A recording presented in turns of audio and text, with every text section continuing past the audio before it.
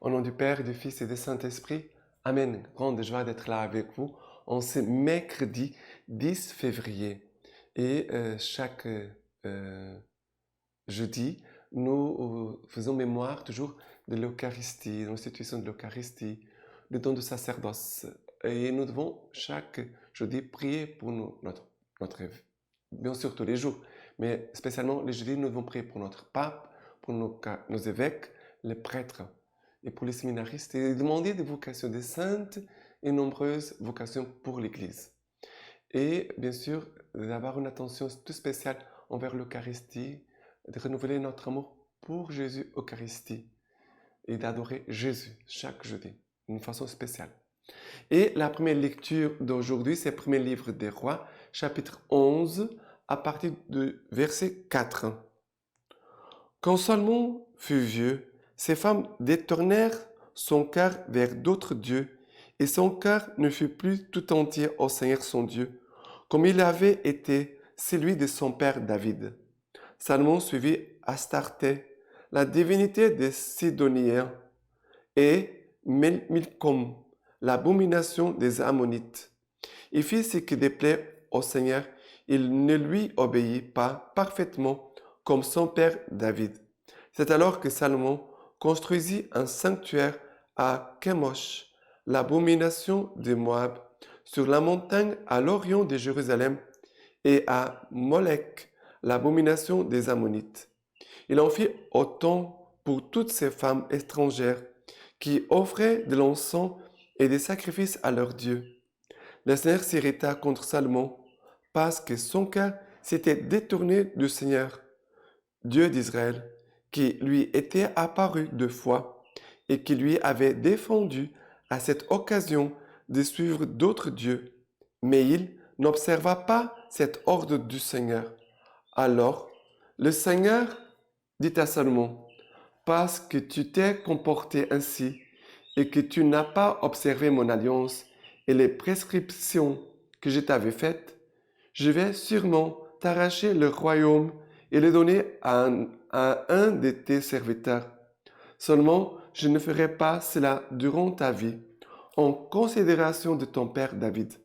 C'est de la main de ton fils que je l'arracherai. Encore ne lui arracherai pas tout le royaume. Je laisserai une tribu à ton fils, en considération de mon serviteur David et de Jérusalem que j'ai choisi. Qu'est-ce qui se passe ici avec Salomon?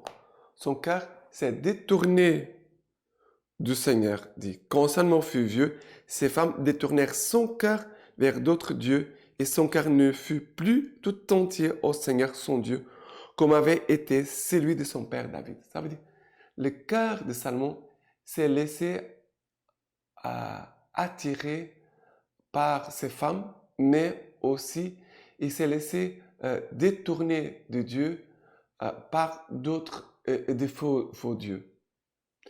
Et ici, on voit, bon, c'est vrai qu'à l'époque du roi Salomon, il avait la polygamie. C'était une pratique de cette époque-là. Ça veut dire plusieurs siècles avant Jésus-Christ. Mais aujourd'hui, ce n'est pas ça pour nous, nous les catholiques. La polygamie, ce n'est plus ça. On ne doit pas vivre ça. Mais même en choisissant une femme pour se marier à l'église, l'on doit choisir une femme selon le cœur de Dieu. Une femme qui est avec lui, ou une femme qui va aussi se marier, doit avoir un époux, un couple, que les deux soient tournés vers Dieu pour vraiment honorer Dieu et choisir la volonté de Dieu. Salomon va s'éloigner de Dieu à cause de ces femmes, à cause des créatures, on peut dire comme ça. C'est malheureux, il va tout perdre, il va mourir et son royaume va être arraché à la main de son fils. Et Dieu, en considération de David, son père, qui était un homme fidèle à Dieu, un homme qui aimait vraiment Dieu, Dieu va dire, je vais le faire après ta mort et je vais laisser encore une tribu pour ton fils à cause de David, ton père. David, tu ne vas pas vivre cette honte en vie en considération que Dieu est là envers David, son père. vraiment que le Seigneur nous garde nos cœurs toujours tournés vers Dieu, ne pas s'éloigner de Dieu, ne pas se détourner de Dieu. On doit faire attention parce que notre monde a beaucoup de séductions qui peuvent nous éloigner de Dieu. On doit faire attention à tout cela. Et maintenant, le psaume d'aujourd'hui, c'est le psaume 106, à partir du verset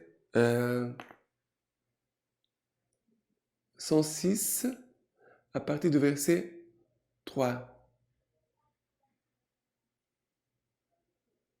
et 4. Ils se mêlaient aux païens, ils apprenaient leur manière d'agir, ils en servaient les idoles.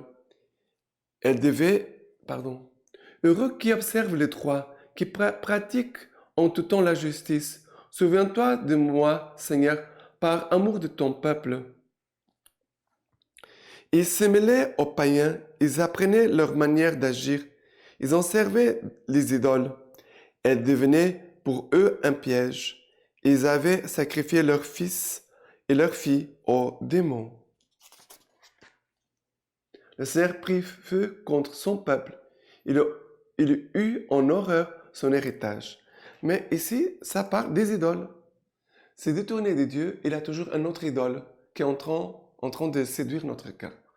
C'est pour cela que nous devons chaque jour bien vérifier si nous sommes en train de vivre la foi catholique. C'est pour cela que chaque jour quand nous allons prier notre chapelet, nous commençons pour dire notre credo.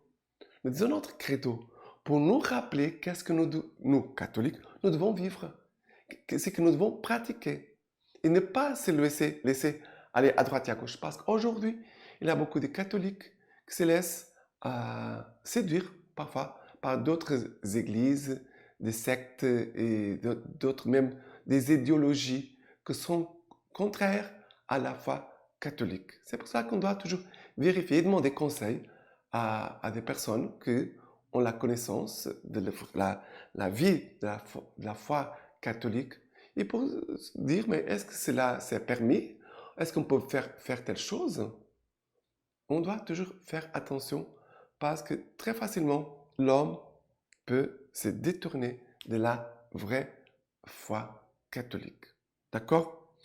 Maintenant, l'évangile d'aujourd'hui, c'est l'évangile de Marc, chapitre 7, à partir du verset 24. Partant de là, il s'en alla dans les territoires de Tyr.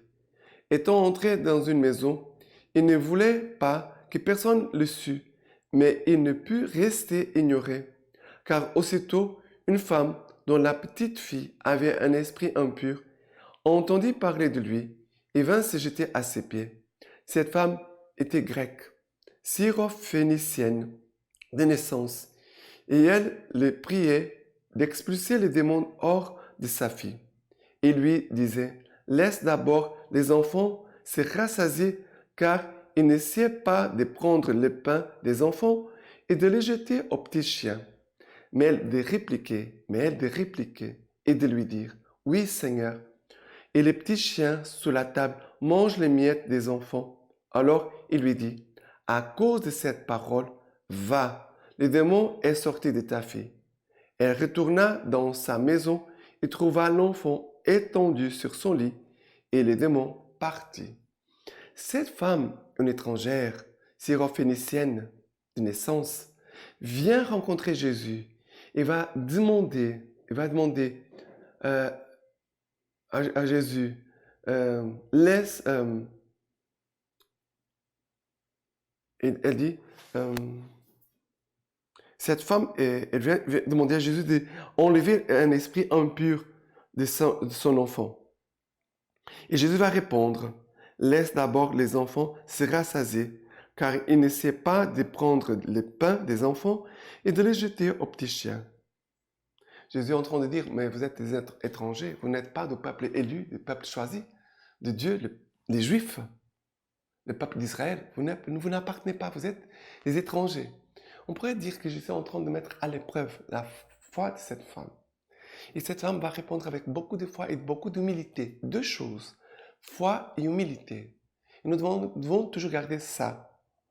La foi, la vraie, authentique foi, la profondeur de la foi, les actes de foi et aussi une grande humilité. Et cette femme va toucher le cœur de Jésus. Car les petits chiens aussi mangent les miettes qui tombent de la table. Ça veut dire, le peuple des Juifs, il est rassasié par toi, Jésus, le Fils de Dieu, le Messie. Mais l'abondance de la grâce, elle déborde. Elle déborde. Et les petits chiens qui sont à côté peuvent manger les miettes qui tombent de la table. Et Jésus va dire à cette femme, à cause de cette parole, va, le démon est sorti de ta fille. Regardez, une parole remplie de foi, d'amour, d'humilité touche le cœur de Dieu. Va, le démon est sorti de ta fille. La femme revient à la maison et elle voit vraiment que sa fille avait été délivrée du démon. Comme c'est très important la prière de maman, la prière de papa pour ses enfants. Ma maman, je me souviens très bien, quand j'étais à la maison, tous les jours, elle faisait une prière en disant « Seigneur, garde mes enfants toujours dans les chemins de l'Église. Garde, Seigneur, toujours mes enfants dans les chemins de l'Église. » Ça veut dire garde mes enfants dans la foi de l'Église. C'est cela ma maman demandait. J'espère aussi que les parents aussi puissent demander cela pour ses enfants. Même s'ils sont un peu éloignés, un jour, ils reviendront à cause de la prière des parents. Ils seront bénis à cause de la prière des parents. D'accord? Et maintenant, la lecture patristique d'aujourd'hui de Saint Ambroise. Nous sommes héritiers de Dieu, héritiers avec le Christ. D'après Saint Paul, celui qui, par l'Esprit, fait mourir le comportement charnel, celui-là vivra. Ce n'est pas étonnant qu'il vive, puisqu'il devient fils de Dieu, ayant l'Esprit de Dieu. Il est fils de Dieu à tel point qu'il ne reçoit pas un esprit d'esclave, mais l'esprit des enfants d'adoption. Et à tel point que le Saint-Esprit de Dieu rend témoignage à notre esprit que nous sommes enfants de Dieu. Ce témoignage est bien celui de l'Esprit Saint, puisque c'est lui qui crie dans nos cœurs « Abba, Père », comme c'est écrit dans la lettre aux Galates. Mais ce qui témoigne hautement que nous sommes fils de Dieu, c'est que nous sommes héritiers de Dieu, héritiers avec le Christ, et héritiers avec lui. C'est lui qui est glorifié avec lui.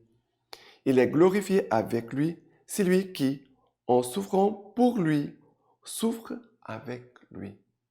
Voilà. Et maintenant, je vous laisse la bénédiction par les mains toutes pures de la Vierge Marie. Dieu Tout-Puissant vous bénisse, vous garde, le Père, le Fils et le Saint-Esprit. Amen.